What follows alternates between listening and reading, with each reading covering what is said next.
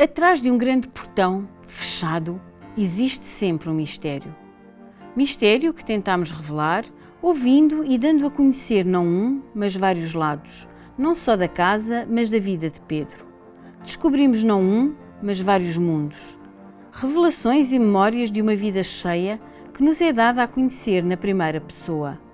Uma viagem pela história de Pedro, da casa, de Santarém, do país e do mundo. Nos anos de 1947, iniciava-se para mim um processo diferente e deliberadamente escolhido por mim perante uma proposta do meu pai. Tinha, portanto, 10 anos, 10 anos, e havia a proposta de ou começar a frequentar o meu círculo liceal, o meu curso liceal no Liceu Nacional Sá da Bandeira, que tinha sido inaugurado há relativamente poucos anos, é um edifício novo, é um edifício bonito, ou entrar num colégio interno, que também acabava de ser inaugurado nesse ano, que era o Colégio São João de Brito, logo por natureza afamado, em Lisboa. Eu disse de imediato que não queria ficar em Santarém. Queria ficar em Santarém e por duas razões. Uma, porque continuava próximo dos meus pais, e a outra, porque Santarém foi-me sempre importante e ao fim da vida percebo as diversas etapas em que ela foi importante. E às vezes contraditórias no mesmo período. E era importante por uma questão estética extraordinária. E porquê? Porque eu, estando no liceu, portanto no Planalto de São Bento, via o Planalto da Alcáçova e o Vale Profundo, onde temos a Igreja de Santa Cruz, na Ribeira de Santarém gótica, escondida, mas já conhecendo a Fonte das Figueiras, que era um monumento civil, dos poucos monumentos civis, porque normalmente temos a arquitetura religiosa desse período, da importância da Fonte das Figueiras, e depois fazia a leitura do liceu, via a ábside de Santa Clara, as ruínas, nessa altura, bem acentuadas de São Francisco, os contornos superiores do que era, na altura, o seminário, anteriormente o Colégio dos Jesuítas, hoje Sé da Diocese de Santarém, via a Torre de Marvila, via o Cabaceiro, via São João de Alporão e via as muralhas, onde a minha casa estava apagada perante essas muralhas, que era o que mais se via. E era uma imagem lindíssima. Eu podia estar sentado numa aula e ter esta visão linear da cidade no outro morro. Passava do Morro de São Bento para o morro mais central daquilo que ainda hoje chamamos a cidade, ao fim e ao cabo. E isso para mim era tão bonito. E depois várias vezes acabei por fazer no futuro visitas guiadas, seguindo exatamente esse percurso meu, que era um percurso de sonho, e porque 4 vezes eu fazia ao dia, porque ia almoçar a casa, porque na altura ia-se a casa, não havia outros locais para almoçar, portanto ia e vinha. O liceu, francamente, não foi para mim muito importante. Era um aluno bom, sem ser ótimo, era suficiente mais bom, um aluno normal. Portanto, propriamente, a vida do liceu não me marcou especialmente. Espantava-me um pouco ver os vidros caiados para o pátio interior, porque era onde as meninas tinham as suas folgas entre aulas, mas que os rapazes estavam proibidos de as ver. Isto, no fundo, vivíamos um período, como sabemos, ainda sob todo o regime salazarista, portanto, com grandes preceitos a cumprir e grandes divisões sociais. E essas divisões quase que as aprendíamos naturalmente, numa diferenciação de géneros na própria escola. E o liceu, como digo, não me marcou. Marcaram-me sim personalidades. E é interessante porque nessas personalidades, já muito novo, como se tendo a consciência, quando nos mostravam na escola o mapa da Europa e depois colado por cima a imagem do que seria o Império Português, que iria quase cobrir a Espanha, ainda se prolongava pela França, era uma coisa enorme. Depois, mais tarde, era a mesma cidadania do Minho até Timor. Isso era toda uma organização, uma implantação, era uma obrigação de aceitar um estabelecido que é interessante que descobri um amigo meu, na altura, do liceu, era mais velho que eu, 1 ou 2 anos, Máximo Carvalho, que nunca mais o encontrei depois que deixei o liceu. Era um homem bastante inteligente e que discutíamos, desde muito jovens, a pé. Descíamos a estrada da estação, chegávamos a atravessar a Ponte Dom Luís até à Tapada, voltávamos para cima e o que é que nós discutíamos? Discutíamos que era necessário alguma independência, então queríamos dar a independência às berlengas. E discutíamos os dois o que é que devia ser nas berlengas, uma monarquia, uma república, que era preciso qualquer coisa que saísse deste aspecto global do qual estávamos a ser levados a ter em consideração como cidadãos. É interessante porque começávamos a discutir muito cedo na nossa idade. Mas o mais importante durante estes períodos em Santarém era, independentemente de 3 professores que vos quero falar, era exatamente também o que é que era a cidade, porque a cidade íamos aos domingos bem vestidos, com gravata, para a igreja paroquial de Marvila, que era considerada a principal paróquia, assistir à missa, com o missal, em latim e em português, e vivíamos ainda debaixo do papado de Pio XII, que era o último papado do monolitismo, do poder, das ordens bastante fechadas dos valores da igreja, porque é preciso não esquecer que era necessária essa rigidez para fazer face, isto é o resultado do Concílio de Trento, para fazer face ao que tinha sido a liberdade de Calvino, a liberdade de Lutero, a liberdade de Henrique VIII, ao criar a religião protestante, a religião calvinista, a religião anglicana. Por isso, quando nós chegávamos à cidade, ao Terreirinho das Flores, e tínhamos que subir a Rua 1º de Dezembro para chegar a Marvila, à esquerda havia, no Terreirinho das Flores, uma igreja protestante. E nessa altura diziam-nos os pais, agora olhem em frente, não olhem para o lado que são os protestantes. Portanto, isto era toda uma mentalidade que existia na altura, que só vem a desaparecer naturalmente com a morte de Pio XII, muito depois.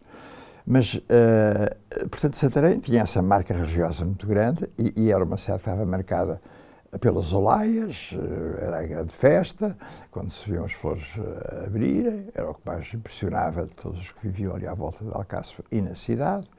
E depois era a Feira do Milagre, com as procissões, era outra vez uma tourada de vez em quando, era a Feira da Piedade também com os circos, os carrosséis, enfim, todos esses divertimentos, e que achávamos sempre graça participar. E depois vinha o Natal, os cortejos de ofrendas e as repetições sucediam-se ano após ano, como também a própria vivência das pessoas que se reuniam no Café Central, aqueles que eram os advogados, os proprietários, depois os funcionários era no Café Portugal ou na Brasileira, as senhoras iam para as pastelarias. Eu não ia para sítio nenhum desses, achava tudo isso uma coisa sem sentido nenhum, não achava menor interesse em estar a uma mesa para estar a falar, seja com quem for. O que me dava gozo, com toda a franqueza, era voltar para casa e passar junto de alguma mercearia que tivesse umas postas de bacalhau penduradas à porta e raspar correndo para que eles não me vissem um bocado de bacalhau para poder ir a mastigar o bacalhau, porque eu queria era o salgado na boca.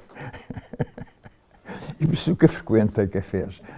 Eu achei que era um estabelecido que não me interessava nada. Mas a cidade era assim, e assim funcionava, e seria extremamente monótona, digamos, a meu ver, a partir de certa altura, quando tive a sorte de encontrar 3 professoras que foram fundamentais na minha vida. Uma delas no liceu, que era a professora Maria de Lourdes Flor de Oliveira, que depois foi catedrática na Universidade de Letras de Lisboa, que me abriu os olhos para a importância da história e para a importância da literatura e a base do latim. O latim que me era extremamente difícil, mas acho que graças a ela eu acabei por tirar o curso e formar-me em letras em História. A outra professora era a Fernanda Ginestal Machado, eram 2 irmãs, Fernanda e Mariana, mas a Fernanda era professora de inglês e em casa insistiu muito, e ainda bem, para que eu aprendesse o inglês e o francês, porque eram línguas necessárias, E era um encanto, porque era uma senhora muito simpática, era uma sala relativamente pequena, que ela decorava as paredes com umas belas fotografias de paisagens ou de monumentos ingleses, de maneira que nos sentíamos, ao aprender inglês, num casamento quase direto, de integração com a paisagem e com os monumentos. E foi muito importante porque ela também realizava teatros que nos obrigava a ser falados em inglês, já que era essa a prática da aula.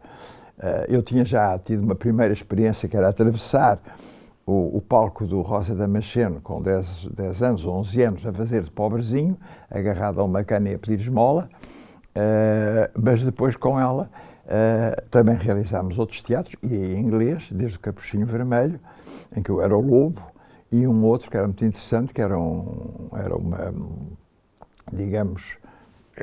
biombo, de cujos lados do biombo rasgavam-se os papéis e saía uma figura histórica. Eu era o Drake, o grande viajante do século XVI, se não me engano. E portanto, isso levou-me sempre a não estar desligado daquela minha prática do teatro que eu fazia com os meus amigos quando era mais jovem, e continuar a pensar, até ter sido o Amigo de Peniche, que era uma peça teatral que era já mais picante, porque o Amigo de Peniche era aquele que intervinha num casal e criava ali uma desunião pela sua paixão com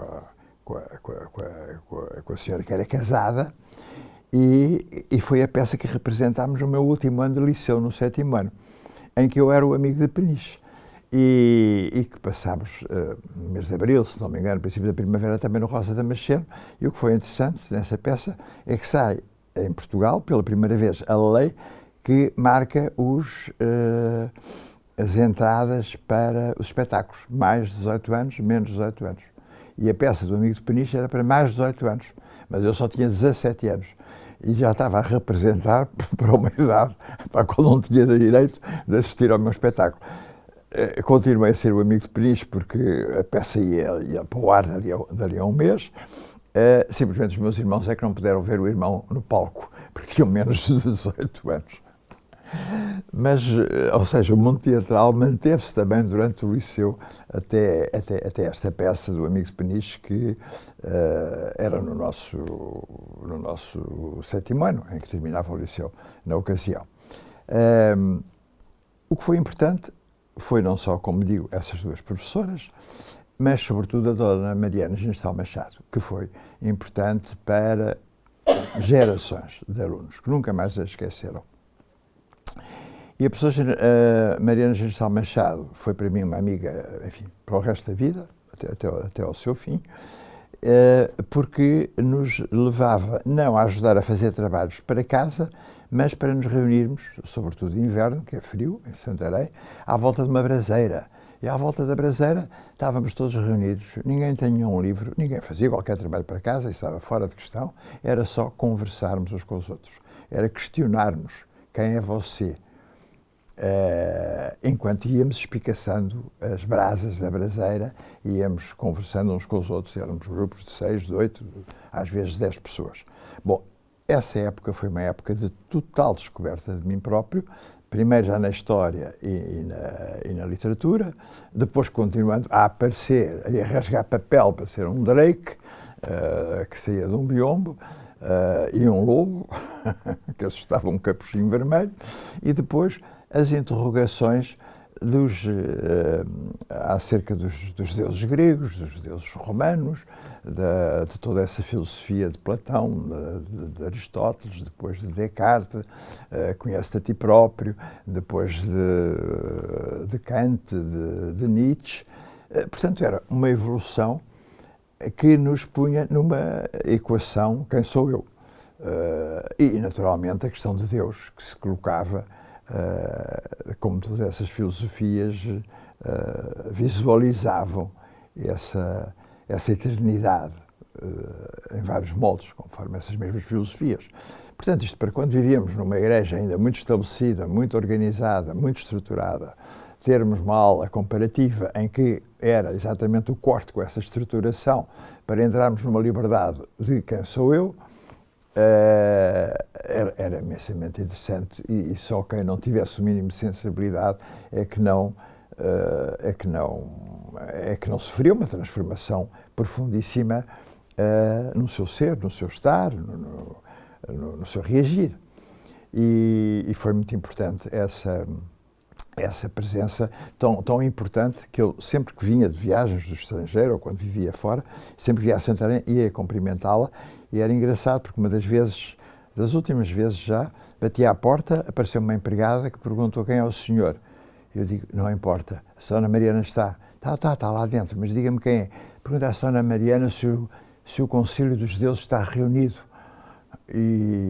Porque era assim que eu tratava as nossas aulas à volta da braseira, era o Concílio dos Deuses que se discutiam. E a Dona Mariana, recordo de ouvi-la do fundo do corredor, a dizer, Concílio dos Deuses está reunido? Então só pode ser o Pedro Canavarro.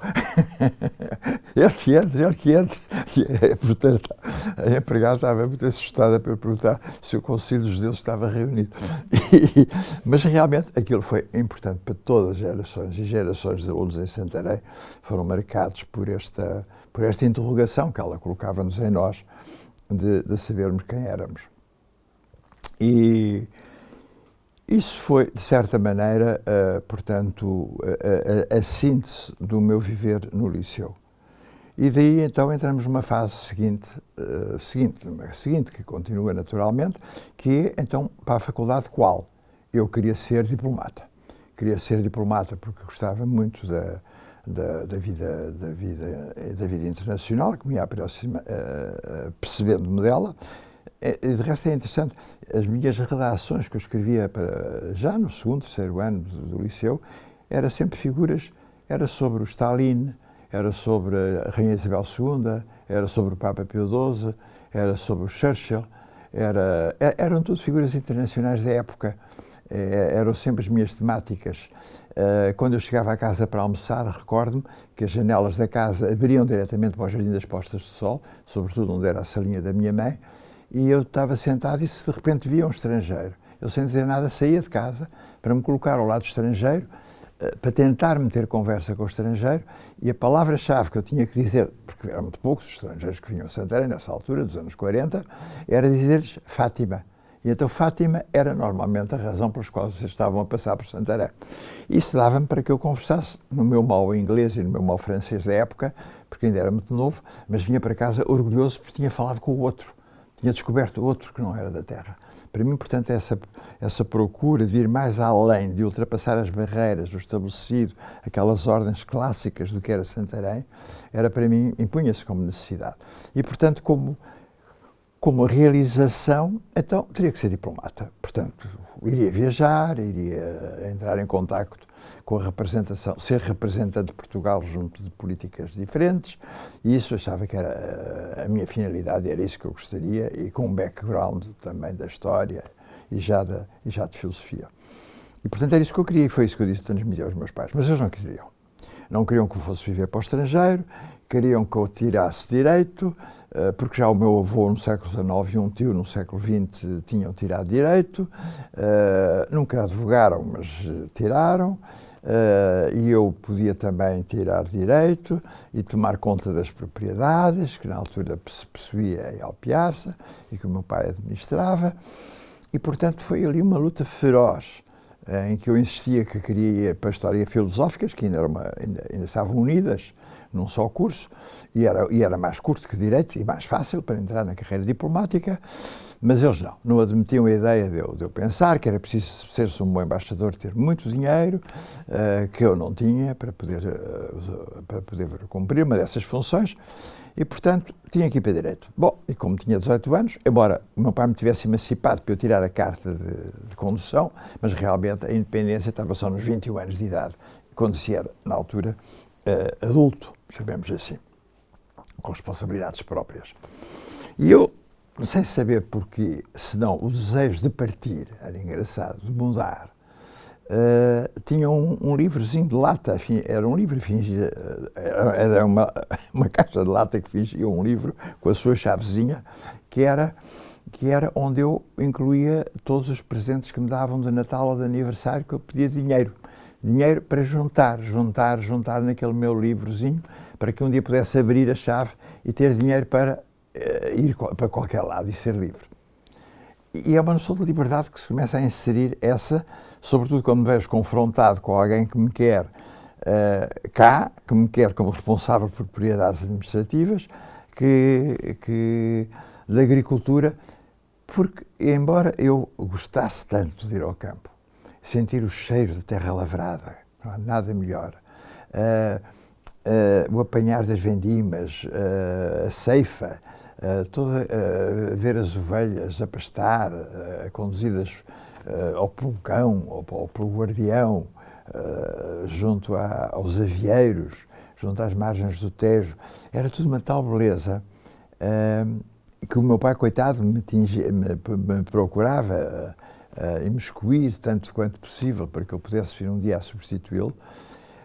Mas eu, adorando a natureza, adorando todo esse conjunto e dando-me muito bem lembro-me com todas essas pessoas que trabalhavam nessas diversas áreas, mas o meu olhar era ver Santarém em cima das colinas à distância. Ali é que eu queria ir. Embora adorando a natureza, logo fugia para aquele planalto onde estava a cidade que me chamava, com as suas torres chineiras à distância. Aquilo é que eu queria. E, portanto, foi uma luta muito grande, mas quem era eu com 18 anos para lutar mais e se não dizer que ia para Direito. E pronto, fui para Direito.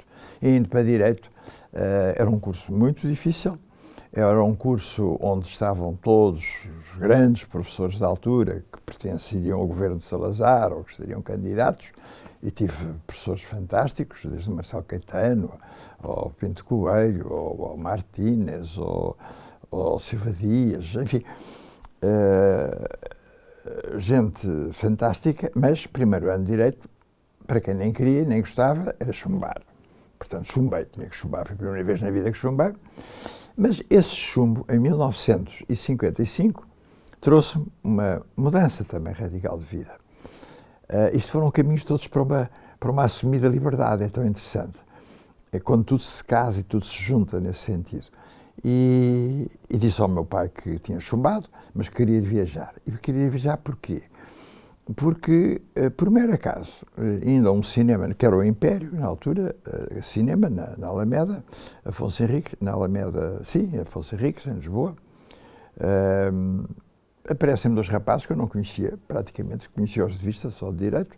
Um que era irmão do padre Vaz Pinto, também Vaz Pinto, e outro que estava ligado à empresa da Mercedes, que tinha um stand na Avenida da Liberdade, ele e o pai desse rapaz, o Fernando Pizarro, estavam no cinema, que iam fazer uma visita à Europa, o mais barata possível, claro, como jovens, e vêm-me e dizem: tu vais ser o nosso parceiro. E eu, nunca tinha falado muito com eles, disse: mas porquê? Porque és a pessoa ideal para vir connosco. Vamos os três, num carro que o nosso tio nos empresta, a gasóleo, descoberto, decapotável, e vamos. Temos o mês de agosto, eu tinha acabado de reprovar, e disse ao meu pai: pai, estou-me a convidar para uma viagem. E o meu pai disse: mas você reprovou, não vai viajar, era o que faltava. E eu disse: mas eu não preciso de nada, só quero a sua licença, até já estou emancipado. Sim, mas não é maior é aos 21 anos, mas olha, fala com a sua mãe. E como a minha mãe conhecia as famílias, mais ou menos, deles, eram pessoas de uma certa segurança para que eu partisse. Então eu disse: olha, não preciso de dinheiro nenhum, é abrir o meu livrinho de lata, que está acumulado com verbas desde os 10 anos de idade. E assim foi, não me deram um tostão para a viagem. E daquelas minhas economias foi a viagem. E então sempre lhes disse: mando-vos um postal ilustrado, sempre que estiver bem. Quando não for a cores, é porque estou a passar mal, mas vão sabendo o meu estado dessa maneira. Mandei sempre postais ilustrados a cores, felizmente. E foi uma viagem extraordinária. Porquê? Porque passámos a Espanha, onde eu só me recordo da Catedral de Burgos, uma gótica, depois uma paisagem de São Sebastião.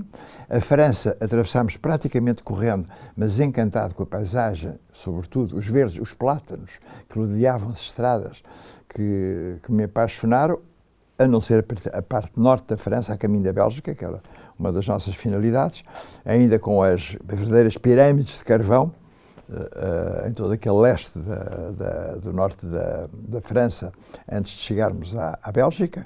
E na Bélgica há 3 momentos fantásticos que eu nunca mais esquecerei, porque os pratiquei pela primeira vez. Foi ver uma escada rolante numa loja. E subir e descer, e subir e descer, isso é uma coisa, um prodígio de modernidade. Claro que eu vinha de Portugal dos anos, isto passa-se em 55. Depois fui passar ao pé da Grand Place, no centro de Bruxelas, e numa loja, uma enorme televisão na montra, e eu, embasbacado, parado à frente de uma televisão, coisa que nunca tinha visto na vida.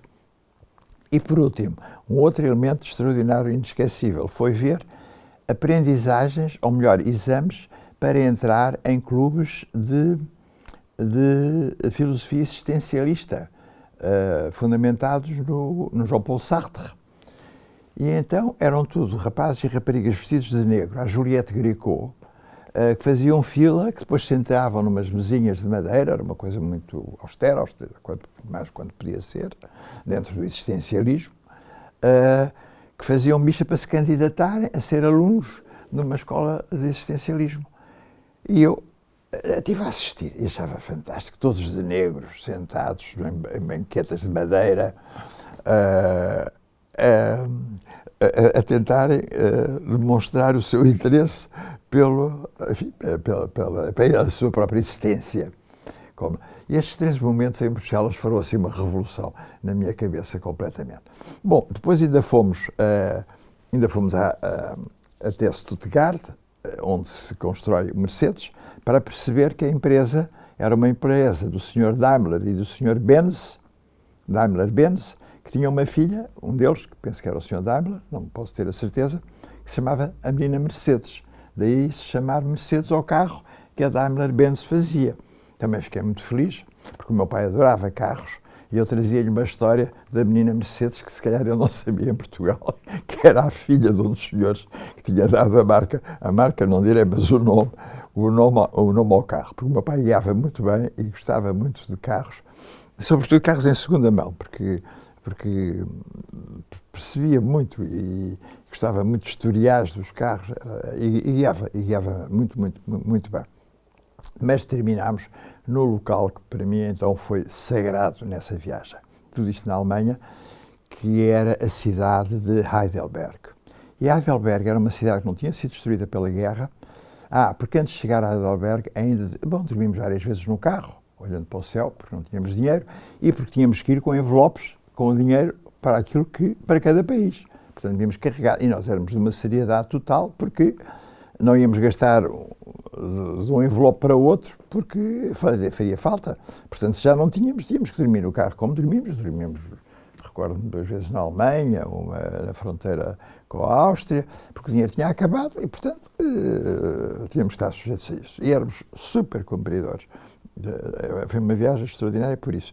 E numa dessas noites, que também nunca esquecerei de passar a noite olhando para o céu e para a catedral, que era o que estava de pé em Colónia, na Alemanha, a cidade toda destruída pela guerra, a catedral só, e havia um restaurante onde fomos jantar, que também foi a primeira vez que me aconteceu. Jantávamos em mesas em comuns com outras pessoas. Lembro que subiam-se 2 degrauzinhos, era assim uma zona mais alta, e depois começámos a cantar no final o Auf Wiedersehen, no adeus alemão, a cantar de braços dados uns com os outros. E quando uma senhora que estava ao meu lado me põe para cima de mim o seu braço, que era uma prótese, que eu nunca tinha visto uma prótese. E de repente vejo todo um braço metálico, coitada de uma senhora que tinha perdido o braço durante a guerra, e era todo um braço metálico. E eu dizia adeus com o braço metálico, perfeitamente, quase que apavorado, porque não sabia quais eram os resultados do braço metálico e cantando Auf Wiedersehen, Auf Wiedersehen. Adeus, adeus. Mas Heidelberg era uma cidade pequena que não foi destruída durante a Segunda Guerra Mundial, em acordo com os alemães, que também não destruíram Oxford nem Cambridge, em Inglaterra.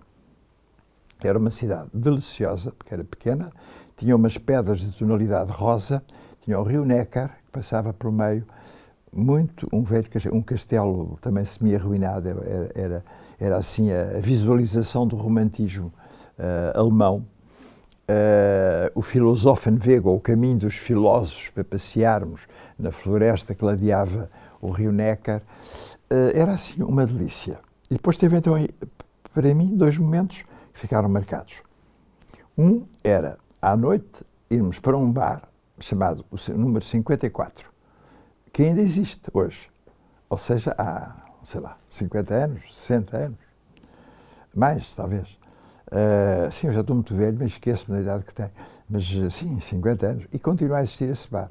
Era o 54. E até o 54 entrávamos, tudo muito banal, tudo muito austero, madeiras, deixávamos os casacos, descíamos por uma escada de caracol, o que era já uma enorme excitação para um português que não estava habituado a escadas de caracol para ir para um subterrâneo, e entrávamos num subterrâneo onde as meninas que nos traziam a Coca-Cola, que era proibida em Portugal a beber, todas vestidas, a moda era o negro, um quadro da Ardósia em que se escreviam as canções que tocavam a jazz e os preços das bebidas, e estávamos ali sentados em mesinhas rentes ao chão, a tomar Coca-Cola, que era proibida em Portugal, a ouvir jazz, praticamente também não se ouvia, e, bom, ia ver os preços e as músicas que se iam cantando e que iam escrevendo naquele quadro negro.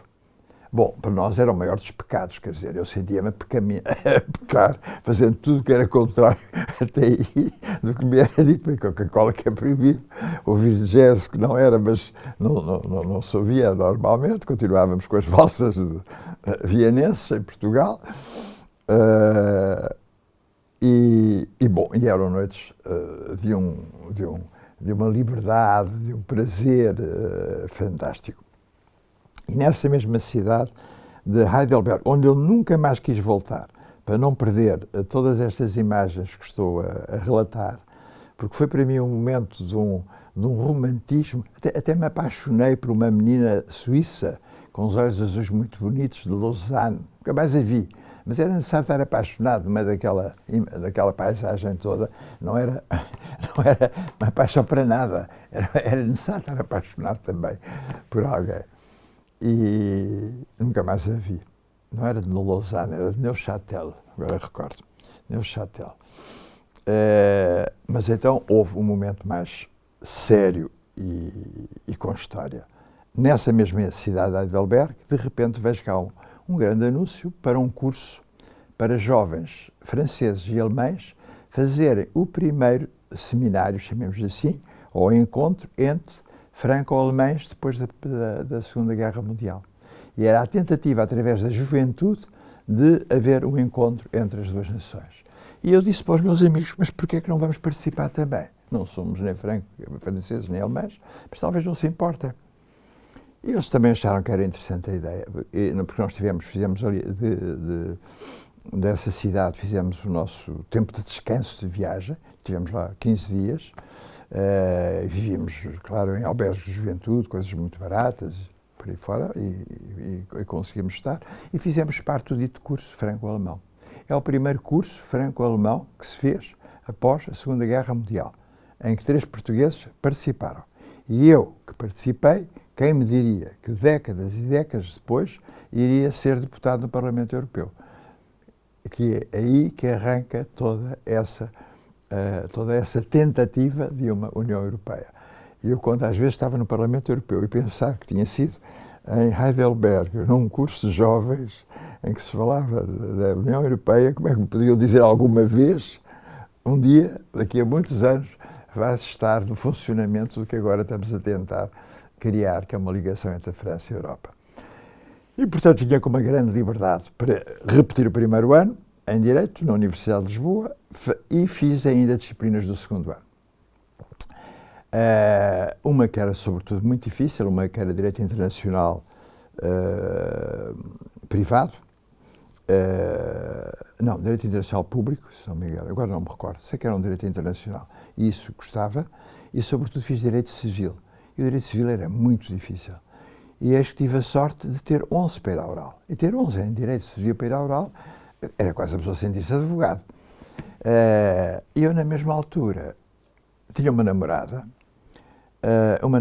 que era uma rapariga simpática, rica, ou bastante rica, de uma família, enfim, conhecida, motorista, montava a cavalo.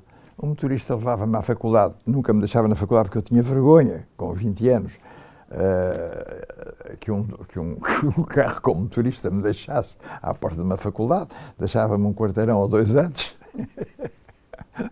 E tinha, quando eu disse aos meus pais, e os reúno a dizer que tive 11 em civil, para eles era o futuro garantido. O Pedro tem 11 em civil, mais 2 anos está feito, está advogado, com um namoro com uma rapariga tão considerada, tão rica, com cavalos e motorista. É a pessoa mais feliz deste mundo.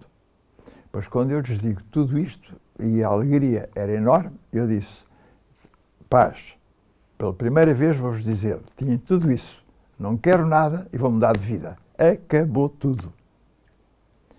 Foi uma discussão terrível, foi um verão terrível. Mas eu disse, não é isto que eu quero é seguir história. Este curso não é isto que me entusiasma, é a história que eu quero. Mas para ir para a história eu tenho que acabar com tudo.